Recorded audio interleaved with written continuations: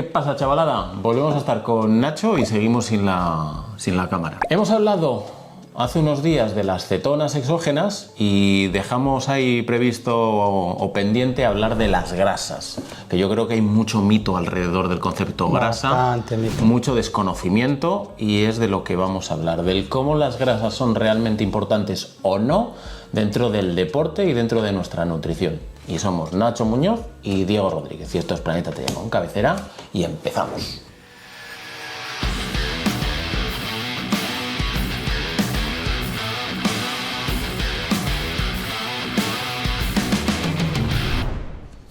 Que no te he dicho hola, muy buenas. Muy buenas, Diego. Volvemos a lo mismo del otro vídeo. Cuando voy yo a consulta con este señor, que por cierto, si queréis que os lleve todo tema de nutrición, pues le escribís en el @ de ahí abajo o le visitáis en su cuenta de Instagram en NutritionMem, pues iba yo a su consulta y estábamos midiendo pliegues, que un día tenemos que hablar del concepto ese de lo que es hablar pliegues. Y le pregunté yo, porque muchas veces oigo en el gimnasio a gente que dice: no, voy a trabajar mucho el core, que quiero perder grasa en la zona abdominal. Y claro, te dije yo, digo, eso no tiene ni pies ni cabeza. Digo, la grasa se pierde de manera uniforme, para bien o para mal. Sí. Entonces nos dimos cuenta de que teníamos que hacer vídeo. Entonces vamos a ir hablando un poco de todo esto. Lo primero, ¿qué son las grasas dentro de nuestra nutrición y la relevancia que tienen para los deportistas? Vale, pues dentro del concepto de nutrición, de un hábito saludable o un concepto de vida saludable, la grasa es un componente fundamental para la vida dentro de nuestro organismo. Es fundamental. Es uno de los 3 macros. O sea, es uno de los 3 macronutrientes. Todos tienen su importancia para cada proceso metabólico, estructurales, etcétera, y la grasa es uno de ellos. ¿Y por qué la gente se empeña en demonizarlas? Ahora demoniza más otras cosas. Ahora con la moda de la dieta cetogénica, pues ya no están tan demonizadas. Antaño, hace muchos años, estaba demonizada. Ahora son los hidratos de carbono, pero porque es un poco de desconocimiento sobre ellas, porque participan en muchas funciones necesarias para la vida. Que la dieta cetogénica lo que dice principalmente es tirar de las grasas. Esa es la teoría. Que es lo que hablábamos en el anterior vídeo, precisamente de las cetonas. Sí, o sea, la dieta cetogénica, hay varios tipos de dietas cetogénicas. La clásica, la de ácidos grasos de cadena media, la Atkins modificada, la de bajo índice glucémico. Hay varios tipos de dieta cetogénica. Es una dieta que hace aproximadamente 100 años se inventó, se creó este tipo de dieta para una patología, para la epilepsia refractaria, para bajar las intensidades de los ataques epilépticos y las frecuencias. Fuera de ahí, de ese contexto... Pero no para correr un Ironman. No vale para... O sea, a mí mucha gente me habla y estoy llevando una dieta cetogénica y le describo los síntomas más o menos que pueden tener y dice: no tengo ninguno de esos síntomas. Entonces no estás llevando una dieta cetogénica como hay que llevarla. Y aparte no tienes ningún beneficio si no tienes esas patologías. No hay evidencias que lo respalden. Volvemos a lo mismo Volvemos del otro día, de las cetonas, etcétera. Vale. Tipos de grasas. Bueno, pues principalmente... Que a lo mejor viene por ahí el demonizarlas. Vale, principalmente tenemos las grasas saturadas, las insaturadas, que dentro de las insaturadas dividimos en monoinsaturadas y las poliinsaturadas, y luego tenemos las grasas o los ácidos grasos trans. Entonces, si tenemos que hacer una diferenciación de estas, pues podemos decir que las más cardiosaludables son las insaturadas, las mono y las poli, y las menos cardiosaludables, las que no son, las que perjudican de alguna manera a nuestro organismo, pues son las saturadas y sobre todo las trans. Que entiendo que las insaturadas son las que nos podemos encontrar en el aceite de oliva, en un aguacate, en unas nueces, en semillas, frutos secos, pescado, en alimentos etcétera. Naturales. Sí, pero por ejemplo las grasas saturadas también provienen de alimentos naturales, como carnes rojas, por ejemplo, pero no hay que abusar de ellas. O la grasa del pollo. O la grasa del pollo. Que mira que está buena la grasa del pollo a todo esto. Pero, incluso siendo las saturadas que no son cardiosaludables, hay que ingerir cierta cantidad. Hay unos porcentajes más o menos que hay que consumir de cada una de ellas para tener un equilibrio de ácidos grasos en el organismo. ¿Y cómo se consigue ese equilibrio? ¿Cómo sería en una dieta, entre comillas, normal? Pues tiene que ser una dieta equilibrada, balanceada, que haya todo tipo de verduras, de hortalizas, lo que es una decir, dieta. que no pasa nada por comerse un chuletón una vez a la semana. De manera esporádica no hay ningún problema. El concepto esporádico, claro, para las saturadas y el insaturado. Sí, y las trans, sobre todo, que estas vienen sobre todo en alimentos ultraprocesados, que son un tipo de ácidos grasos que existen de manera natural, pero suelen ser fabricados esos ácidos artificialmente cuando provienen, cogen un ácido graso insaturado, le saturan de hidrógenos, les hidrogenan, saturan y convierten la posición cis que tiene un ácido, el ácido insaturado, o sea, puede ser mono o poliinsaturado normal, y lo convierten en trans, lo giran para que dé a los productos, por ejemplo, como la margarina, cierta estabilidad, que sean sólidos y que no sean rancios, que no cojan sabores. Que a toda esa etcétera. gente les está explotando la cabeza ahora mismo.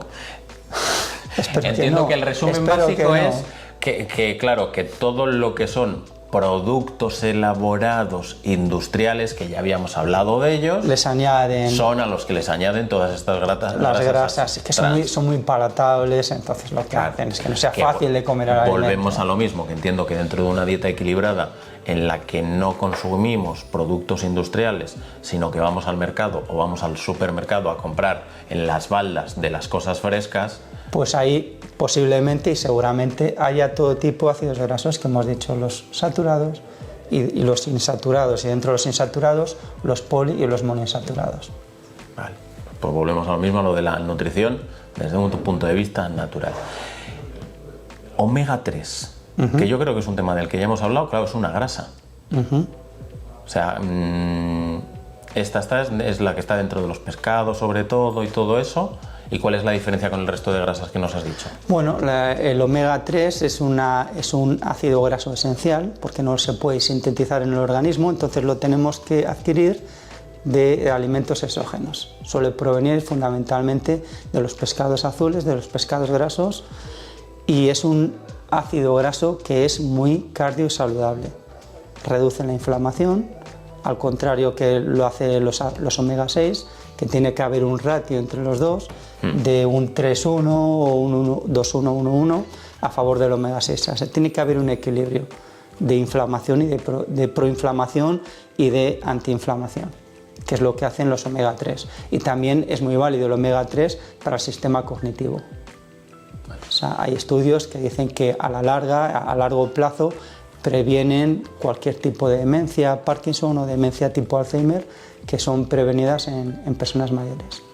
Antes de que te pregunte o empecemos ya con los mitos, cuando hablamos de alimentación saludable y hablamos de macronutrientes, ¿qué porcentaje aproximado tiene que haber de grasas en una dieta? Vale, en una dieta de un deportista. Vale, primero vamos a hablar de una dieta estándar. Vale. Y luego lo podemos llevar al deportista. Una dieta estándar, entre comillas, lo normal en valor calórico total de porcentaje de grasas tiene que rondar entre el 30 y el 35%. O sea, estamos hablando de nada desdeñable, o sea, de un porcentaje bastante alto. Por eso son imprescindibles las grasas. Y dentro de ese 30%, digamos que es el 30%, pues por ejemplo, lo que son las grasas saturadas, no debe superar el 10%. Lo que son las grasas poliinsaturadas, entre un 5 o un 7% ya está bastante bien.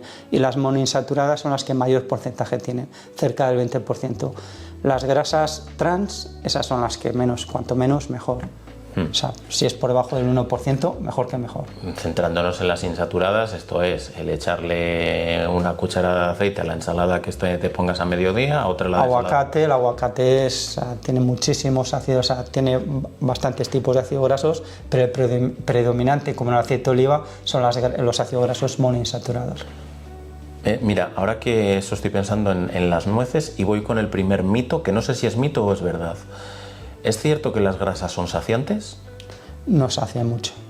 Porque tengo un amigo en Barcelona que se llevaba un bol medianamente amplio de nueces y avellanas y decía, no, es que me como las nueces y como son saciantes, ya no tengo ganas de comer en no sé cuántas horas. El alimento más saciante que se lleva a la palma es la proteína. Las grasas son poco saciantes. Entonces es un mito como una grasa. Es un mito, sí. Vale. Lo que dicen en el gimnasio del voy a trabajar abdominales, que quiero marcar six-pack, quiero marcar abdominales. Eso es un mito. También es un del mito. Las grasas, una vez que empezamos a oxidar grasas como sustrato energético, lo que hacemos es reducir la composición corporal, va reduciéndose de manera proporcional en todo el cuerpo. Si haces muchas abdominales, estás desarrollando más músculo en esa zona. Entonces, cuando seas capaz de tener un porcentaje de masa grasa muy reducido, pues se te va a marcar más esa zona. Pero no es porque esté reduciendo exclusivamente la grasa abdominal. Os pongo en situación. La semana pasada, cuando estuve midiéndome los pliegues, claro, yo vengo de venir de vacaciones y en vacaciones he corrido todos los días, pero no he hecho fuerza. Y me dice, has bajado todos los pliegues, menos el de aquí abajo, que es el... El de aquí atrás, el tricipital. Pues tricipital. Digo, entonces pregunté, digo, ¿y eso? Y dice, claro, no has hecho fuerza, ¿no? Y digo, no.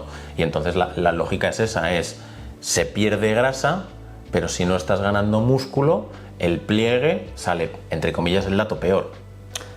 Independientemente del dónde estás perdiendo la grasa, que es uniforme. Claro, en otro vídeo lo hablaremos, los indicadores de los pliegues cutáneos, depende de dónde sea, qué tipo de pliegue sea, pues nos da más o menos unos marcadores de dónde está acumulada más la grasa o la proporción de grasa, ya sea troncular, general, etcétera. A nivel deportivo, ¿influye dónde está la grasa? Puede llegar a influir, o sea, principalmente, más que influir dónde está la grasa, a nivel deportivo lo que influye es la cantidad de masa grasa. Sí, bueno, claro, sí, el porcentaje obviamente sí, no donde esté, porque si tienes bueno, puede ser que genéticamente la tengas localizada más en un punto que en otro, pero por regla general, si tienes un porcentaje de masa grasa bajo, no la vas a acumular más en unos sitios que en otros. Sí, yo me acuerdo un vídeo que hicimos hace muchos años con Pablo Felipe de Crown Sport Nutrition, que decía que si genéticamente estás diseñado para no marcar el six-pack, no lo vas a marcar en la vida. Es complejo. O sea, hay un momento en el que la grasa, por mucho que quieras bajarla, no vas a conseguir. Cuesta más. O sea, hay momentos, a ver, si tienes una restricción calórica y entrenas muchísimo y demás, puedes llegar a bajar la grasa a porcentajes mínimos, y entonces puedes llegar a... Mario Mola, no me acuerdo, para los Juegos Olímpicos de 2016 creo que fue, en una entrevista llegó a decir que había estado en el 4%. Yo escuché una vez a Jan Frodeno con el 3%. Con el 2 o el 3% en Ironman. Frodeno con el 3%. Es una auténtica salvajada. Para momentos puntuales, o sea, el rendimiento deportivo no está comprometido, pero para un momento puntual. Porque, otra pregunta, la única manera de perder grasa es el déficit calórico. Exacto. Sí es sí. Claro, es déficit calórico, no hay otra. Y luego en los deportistas, déficit calórico y entrenamiento. Si quieres lo que quieres es reducir masa grasa. Partiendo de la premisa de lo que decimos siempre, que cuando empezamos a entrenar, lo primero que deplecionamos es los hidratos de glucógenos, glucógeno, es hidrato de carbono. Y una vez depende también las intensidades a las que estemos entrenando. Explica eso, sí. En intensidades altas, vamos a decir... Porque rehago la pregunta, ¿a qué intensidades se pierde más grasa? Pues en intensidades bajas. Por debajo entre el 60 y 65% del umbral, de ahí para abajo, del umbral máximo de consumo de oxígeno. Zona 1. Exactamente. Y a partir de ahí es donde vamos quemando las grasas. Que no significa que estemos quemando grasas en exclusividad, porque todos los sustratos energéticos se coexisten en la manera de ser necesarios para consumir, todos coexisten en algún momento. Depende del porcentaje que se utilice de cada sustrato, pero mayoritariamente en intensidades bajas de entrenamiento, lo que mayoritariamente vamos a quemar son grasas, ácidos grasos. Y esto entiendo que es porque el cuerpo dice, bueno, no me está zurrando, no necesito el acceso rápido a la energía. Claro, esa es una manera de ahorrar el glucógeno hepático o el glucógeno muscular. Porque la tendencia natural del cuerpo es ahorrar ese De glucógeno. ahorro, sí, para momentos más puntuales donde realmente se necesita intensidades más altas. O sea, con la grasa más o menos en una persona estándar que tenemos, podríamos estar corriendo 13 maratones aproximadamente seguidos. Con la grasa Con que la te- grasa que tenemos, sin recibir ningún aporte exógeno. Lo que pasa es que tenemos que estar muscularmente. preparados muscularmente y demás, pero podríamos hacerlo, o sea, tenemos energía para realizar esa actividad. Que eso me acuerdo que me lo dijo Chema Córdoba, mi entrenador cuando estaba en Barcelona, cuando estaba empezando en triatlón, hablaba de eso, claro, porque en 1 kilo de grasa, ¿cuántas calorías hay? Unas 9.000 y pico, ¿puede ser? Pues cada gramo de grasa aporta 9 calorías. Claro, 1000 pues, gramos, 9.000 kilocalorías. Claro, por eso decía lo del... Si es grasa pura, sí, son por cada kilo 9.000 calorías. No, ¿qué porcentajes de grasa son sanos? Por debajo del 20%, incluso en deportistas, o sea, trabajarlos de manera crónica y mantenida en el tiempo no es aconsejable. ¿No es aconsejable estar por debajo? El consumo de grasas. Luego depende, digo del porcentaje de grasa corporal. Depende del deporte y la disciplina. Un triatleta. Pues un triatleta de media y de larga distancia. Pues de élite, de esta gente, pues ya hemos visto que Jan Frodeno, el 3%, Mario Mola el 4%, son de élite, los punteros en aquellos momentos. Y ahora rondarán algo parecido, estarán, o sea, no han dado muy puesto, pero les ves en la tele. Pero y un popular que anda preocupado. Yo, mira, 2014, Ironman Barcelona, estaba en el 9% yo. Estabas en el 9%, pues ponle un poquito más, del 10-15%, ya es algo saludable. Pero para momentos puntuales, para una competición y demás. Porque, por ejemplo, en invierno no hay problema por pesar más. O sea, de hecho... Eso se aconsejaba antes. Gana peso en invierno y que luego lo vas a perder. ¿Estoy abriendo ahora otro mito? No, no es un mito. Las tendencias ahora son otras. En invierno puedes coger peso, pero no en exceso. Porque luego el rendimiento se ve repercutido a medios. Si ven los ciclistas ahora, o sea, acaban la temporada, no tienen los plazos que tenían de descanso y demás. Y más o menos todos los deportistas descansan muchas veces más por el aspecto psicológico que el físico, y cuando llevan 2 semanas o 3 ya empiezan poco a poco la actividad, no cogen mucho peso. De hecho, los equipos de fútbol punteros, si vienen con un medio kilo, 1 kilo de más, ya les dicen que vienen pasados de peso. Estamos hablando de medio kilo, 1 kilo. Claro, personas del 70, Claro, 70 kilos. Porque ya desde el minuto 1 tienen que estar rindiendo. O sea, no hay que esperar al proceso de ir bajando, pueden venir lesiones, tardas más tiempo en adquirir la forma. O sea, la tendencia antes era aquella, ahora ha cambiado bastante. ¿Algún mito más que se te ocurra a ti? Pues de cosas que mitos te de escuches, que te encuentres cuando te viene la gente a consulta. Pues así, a bote pronto, pues por ejemplo, creo que lo has comentado antes, o sea, que el bajar grasas, o sea, el bajar la grasa corporal es exclusivamente si no consumes grasa. O sea, si yo no consumo grasas, pues estoy reduciendo el porcentaje de masa grasa que tengo en el organismo. Pues es una falacia. Déficit calórico, lo importante. Claro, y o sea, puedes estar consumiendo hidratos de carbono simples, a tutti pleni, tener un balance calórico positivo, y esos hidratos de carbono que ya no se pueden convertir, no se pueden almacenar en forma de glucógeno, pues llevan otra ruta metabólica y se convierten en ácidos grasos, en grasa. Se van a los adipocitos o intramuscularmente en triglicéridos. Al final estamos almacenando grasa. Y es por hidratos de carbono, ese es un ejemplo. O sea, no hay exclusividad en que si yo me reduzco las grasas, voy a reducir la masa grasa. Lo cual no significa, y de esto hablaremos en otro vídeo si quieres, de esa demonización que está habiendo ahora de los hidratos de carbono. Sí, igual. Volvemos a lo mismo. Volvemos a lo mismo. O sea, pero esto es... Es que redundar en lo del dieta equilibrada. Dieta equilibrada. Claro, ahora, por ejemplo, yo lo veo en las redes sociales, he visto grupos de WhatsApp, conversaciones que me han enseñado sobre dietas cetogénicas, y las dietas cetogénicas demonizan a los hidratos de carbono. O sea, y entonces, pero claro, es que ves esas dietas y dices, madre mía. O sea, si la sigues escrupulosamente la dieta que te marcan en esos grupos sociales, vamos, en esas redes sociales, lo raro es que no estén en el médico con una analítica, con un perfil lipídico por las nubes y desequilibrado totalmente y arrastrándose por el suelo. Es que yo me estoy acordando cuando yo empecé a ir a consulta contigo, y esto probablemente lo hayáis vivido vosotros en vuestras carnes, era, oye Nacho, es que no sé qué me pasa porque claro, quiero hacer déficit calórico, estoy bajando la ingesta de hidratos, claro, y salgo a entrenar y no te compijo fuerzas.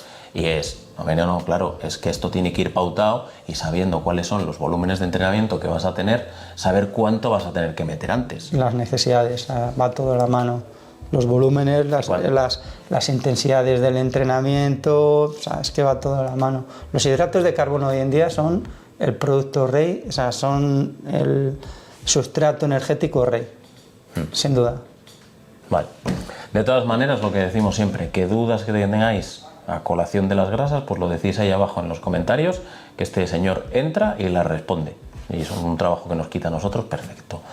Y le seguís a él en Instagram, en @nutritiomem, y a nosotros donde queráis y os dé la gana, y os suscribís aquí al canal de Planeta Triatlón, que seguro que habéis llegado buscando información sobre las grasas del deporte, y este señor os las ha resuelto todas. Y ya está, ¿no? Esperemos que haya resuelto por lo menos la mayoría, y si no, por lo que has dicho. Sed buenos, entrenad, y esperamos haber quitado unos cuantos vientos sobre las grasas. Grasas. Chao. Chao.